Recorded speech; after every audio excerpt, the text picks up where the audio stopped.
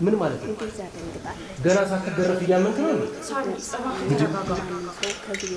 ዛሬ ችግሩ ከያቴ ብዙ ገንዘብ ተልኮልኛል ብሎ ነበር እና ደግሞ እዚህ መተን ምናምን ምክንያቱም እዚህ ቤት አንድ ሰው መውጣት የለበትም፣ ሁሉም መምጣት አለባቸው። ምክንያቱም እኛ እርስ በርሳችን መፈታተሽ አለብን ይላል።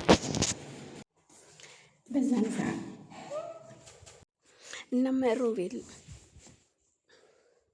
ሱራፌል እጅግ ስሜታዊ ሆኖ እንደዛ ሲናገር ቤዛ ከተቀመጠችበት ተነስታ እንዴት እንደዚህ ትላለህ? እዚህ ቤት ማን ነው ሌባው? በማለት በንዴት ሂዳ ስትቀመጥ ሽብሩም ምን ማለት ነው ይሄ?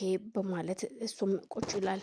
እኔ እኮ ሽብሩ ሌባ ነው እያልኩኝ ሳይሆን እሱ ብር አለኝ ስላለኝ ብቻ ምን ያህል ብር ነው ብዬ ለመጠየቅ ነው ወደ ላይ ይሾ እየወጣሁት እንጂ የተለየ ነገር ሚስጥር ኑሮን አይደለም በማለት ሳሮን ልታስረዳቸው ብትሞክርም እንኳን ማንም አቤት እያላት የለም።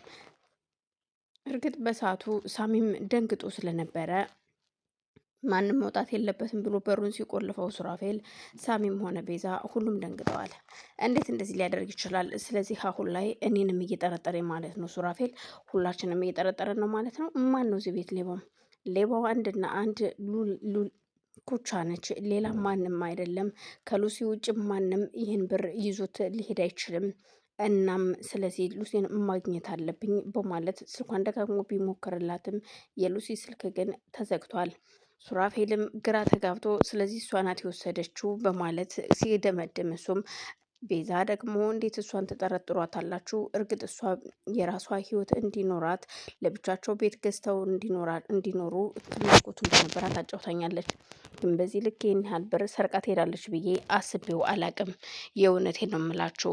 ግን ደግሞ የት ሄደው ነው እነ ማማዬ ስትል ስጠይቅም ቆይ ማማዬንም ጠርጥረሻት ባልሆነ በዚህ ጉዳይ በፍጹም እኔ ማንምንም ሰው መጠርጠር አልችልም፣ እዚህ ቤት ውስጥ ያለው ሁሉም ቤተሰብ ነው ትላታለች። ሁላቸውም ግን በተነጋገሩበት ሰዓት ሲያወሩም ምንም ሲሉ ሲጫወቱ የነበሩ ሰዎች አሁን ላይ ሁሉም በየራሱ ጎራ ከፍሎ ቁጭ ብሏል።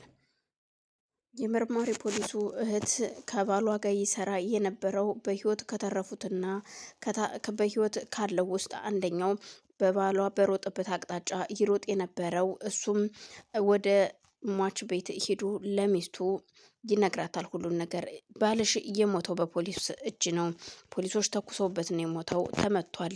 እኔና እሱ በአንድ አቅጣጫ ነበርን እየሮጥን ያለ ነው። እሱ ግን ተመቶ አንድ ታክሲ ውስጥ እንደገባ አስታውሳለሁኝ። እናም ካርታውን ታርጋ ቁጥሩንም አስታውሰዋለሁ። ግን እመኝኝ ይህንን ሰው እደርስበታለሁ። ታስሯል የተባለውን ሰው ግን ስሙን ለመጠየቅ ሞክሬ። አሁን ወንድምሽ ነው ለዚህ ሁሉ እያደረሰን፣ ወንድምሽ አብሮ እየተከታተለ ነበረ። እናም ባለቤትሽ ሲሞት ራሱ እሱም አብሮ ከፖሊሶች ጋር ነበረ። ይህን ሁሉ ነገር ለዚች ልጅ ሲል ቢያደርገው ኑሮ ጥሩ ነበር። ግን ምን ታደርገዋለሽ? አንድ ጊዜ ሆኗል። ለማንኛውም የሚመጣ ከሆነ እኔንም እዚሁ እንዳያስቀረኝ ላምለጥ ይላታል። እሱ አሁን ሆስፒታል ልጅቷን ይዞ ይሄዷል። እናም አይዞህ አይመጣም በማለት ታጠናካክረዋለች። እና እንዴት ነበር እያየኸው ስትለው ብሩን ይዞት ነበረ። የብር የያዘውን ቦርሳ ይዞት መኪና ውስጥ ነው የገባው። ስለዚህ እዛ መኪና ውስጥ ነው ያለው ብሩ። እናም እሱን ሲሞት እና የቀበረው ሰው ማን እንደሆነ ቪዲዮ ካለሽ ማንነቱን እንደምንም ብለሽ ባለሽን አሳምኙና ማወቅ እፈልጋለሁ። ቀጥ ብዬ እዛ ቤት መሄድ እችላለሁ። ግን እኮ ተጠርጣሪዎቹ እንደተፈቱና እነሱ እንዳልገደሉት ስለታወቀ እንደተፈቱን የሰማሁትኝ። ተፈተዋል በዋስ ብሎኛል። ቢሆንም በዋስ ቢፈቱም እነሱን አግባብተን ገንዘቡን እንጠይቃቸውና ያዛም ድርሻቸውን ለነሱም ትሰጫቸዋለሽ። የተወሰነውን ብር ለራስሽ ካደረግሽ በኋላ የተወሰነ ነገር ደግሞ ለነሱም ከቆረጥሽላቸው እምቢ አይሉሽም፣ ብሩን ይሰጡሻል ይላታል። የመርማሪ ፖሊስ እህትም የእውነትህን ነው ስትለው አዎ እውነቴን ነው፣ ይህንን ደግሞ ወንድምሽን ማግባባት አያቀተሽም። እናም አሁን ወንድምሽ ሳይመጣ ከዚህ ቤት መውጣት አለብኝ በማለት ሲጠይቃት በፍጹም አትፍራ፣ አሁን እንደዚህ አያደርግም። እርግጠኛ ነኝ ቢያገኝህ ራሱ የሚያስይዝህ አይመስለኝም። በፍጹም ወንድምሽ በጣም ከባድ አረመኔ ሰው ነው። የህግ በእውነት ትክክለኛና ሀቀኛ የህግ ሰው ነው። አሳልፎ ነው የሚሰጠኝ። እንዳሉ ጓደኞች ይሞተዋል። ታውቂያለሽ፣ እኔ ብቻ ነኝ የተረፍኩት። ለዚህ ለምስኪኗ እናቴ መኖር እፈልጋለሁ። እኔ ይህንን ነገር እኮ መጀመሪያም ልሰራው ፈልጌ ሳይሆን ባለቤትሽ ለልጅሽ ብሩ እንደሚያስፈልጋት ልጅ መታከም አለባት ብሎ ስላሰበ እሱን ለማገዝ ነው እንጂ እንደዚህ አይነት ስራ ውስጥ መግባት አልፈልግም ነበረ። ግን በቃ እንደ የሆነ ሞተ እሱም። ስለዚህ የሆነው ሁሉ ሆኗል። አሁን መደረግ ያለበት ልጅቷ መታከም ነው። እናም ወንድምሽን ግን እንደምንም ብለሽ አግባቢው። ወንድሜን አግባብቸውም ጠይቄውም እሱ ከአላማው ነቅነቅ አላለም።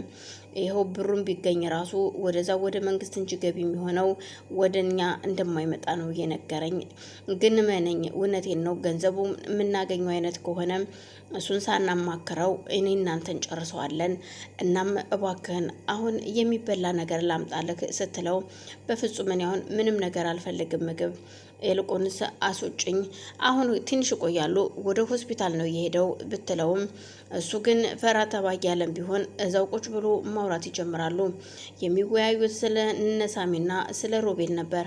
አንደኛው ተጠርጣሪ እንደታሰረ እንደሆነ፣ ሌሎቹ ሁለቱ ግን በዋስ እንደተፈቱ ስትነግረው ለማንኛውም መኪናዋን ግን እንደው ታውቃታለህ ወይ ስትለው አይጠፋብኝም፣ ምክንያቱም ታርጋውን እያየሁት ይመስለኛል፣ እሱን ለእኔ ተይው እኔ ራሴ ጨርሰዋለሁ በማለት ይነግራታል። በጣም ጥሩ እንደው ባክህን እኔም ብዬው ነበረ ከታሰሩት ውስጥ ገንዘቡ ሊኖር ይችላልና እባክህ እነሱን አግባብ ተጠይቃቸውና እነ ብሩን እንቀበል ብለውም እሱ ግን ጭራሽ ቤቴንና መኪናዬን ሽጬ ትታከማለች፣ ከፈለኩት ዳሬንም ቢሆን እፈታዋለሁ ነው የሚለው። እናም እኔ ደግሞ በዚህ ካልስማማም ልጄም ልክ እንደዛው አትስማማም በጭራሽ በማለት ታግባባዋለች። ቤዛ ቤት ውስጥ ቁጭ ብላ በሯን ዘግታ ማልቀስ ጀምራለች። ሽብሩና ሳሮንም መኝታ ቤት ገብተው መጨቃጨቃቸውን ጀምረዋል።